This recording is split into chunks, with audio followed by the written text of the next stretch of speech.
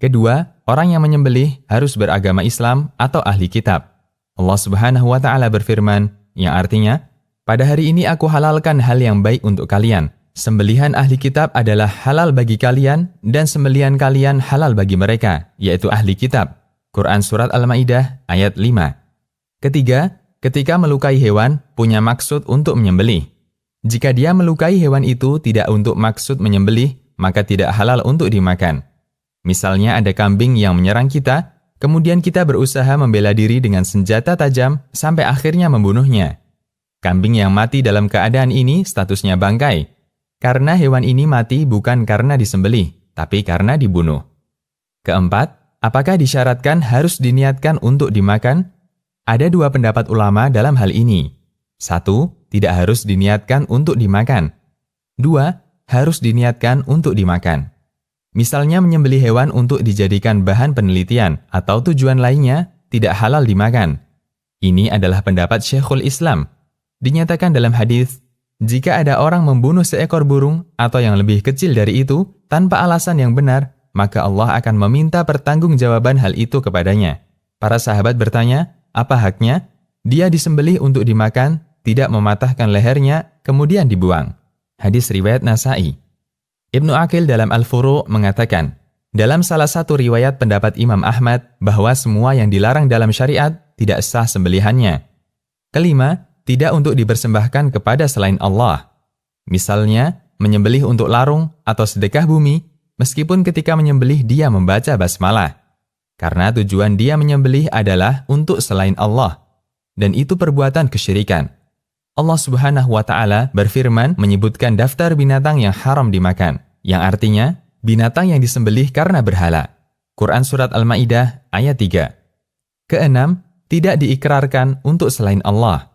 Semacam orang yang menyembelih dengan menyebut dengan nama Sunan A atau dengan nama Nabi dan seterusnya. Ini termasuk perbuatan haram, meskipun dia niatkan sembelihannya hanya untuk dimakan. Allah Subhanahu wa Ta'ala berfirman, yang artinya, sesungguhnya diharamkan kepada kalian bangkai, darah, babi, dan hewan yang disembelih dengan menyebut selain Allah. Quran Surat Al-Baqarah ayat 173.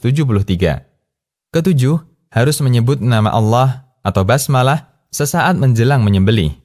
Allah Subhanahu wa Ta'ala berfirman, yang artinya, janganlah kalian makan binatang yang tidak disebutkan nama Allah ketika menyembelih, karena adalah hewan yang haram. Quran Surat Al-An'am ayat 121. Ulama mempersyaratkan bahwa bacaan basmalah ini harus dilakukan sesaat sebelum menyembelih. Basmalah yang dibaca jauh sebelum menyembelih harus diulangi ketika hendak menyembelih, karena makna kalimat menunjukkan bahwa basmalah itu dibaca ketika menyembelih. Kedelapan, alat untuk menyembelih harus pisau yang bisa melukai dan mengalirkan darah selain kuku dan gigi. Dari Rafi' bin Khadij radhiyallahu anhu, Nabi SAW bersabda, yang artinya, segala yang bisa mengalirkan darah dan disebutkan nama Allah ketika menyembelih, makanlah, selama bukan gigi atau kuku. Hadis riwayat Abu Daud, Tirmidzi, dan disahihkan Al-Albani.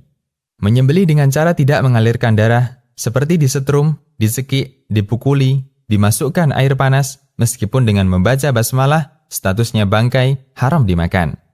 Kesembilan, harus sampai mengalirkan darah. Berdasarkan sabda Nabi SAW yang artinya, segala yang bisa mengalirkan darah dan disebutkan nama Allah ketika menyembelih, makanlah, selama bukan gigi atau kuku. Hadis riwayat Abu Daud, Tirmidzi, dan disahihkan Al-Albani. Cara mengalirkan darah binatang yang disembelih ada dua keadaan. A. Keadaan tidak normal. Orang yang menyembelih tidak memungkinkan untuk memotong leher hewan. Misalnya hewan masuk ke sumur sehingga hanya kelihatan bagian belakang. Dalam kondisi ini, penyembelih bisa melukai bagian manapun yang bisa mempercepat kematiannya dan selanjutnya halal dimakan. B. Keadaan normal. Dalam kondisi normal, di mana penyembelih memungkinkan untuk menyembelih dengan baik. Dalam keadaan ini, penyembelihan harus dilakukan di posisi khusus, yaitu leher. Kondisi yang paling sempurna adalah terputus tenggorokan, kerongkongan, dan dua urat leher. Jika keempat saluran ini terpotong, maka sembelihannya halal dengan sepakat ulama. Kesepuluh, orang yang menyembelih harus orang yang diizinkan untuk menyembelih secara syariat. Jika dia tidak diizinkan secara syariat, maka hukumnya ada dua kondisi. A. terlarang karena hak Allah, seperti berburu di tanah haram atau berburu binatang ketika ihram. Kemudian dia sembelih, maka hukumnya terlarang. B. Terlarang karena hak sesama manusia. Misalnya orang menyembelih hewan milik orang lain tanpa izin. Dalam kondisi ini, ulama berbeda pendapat.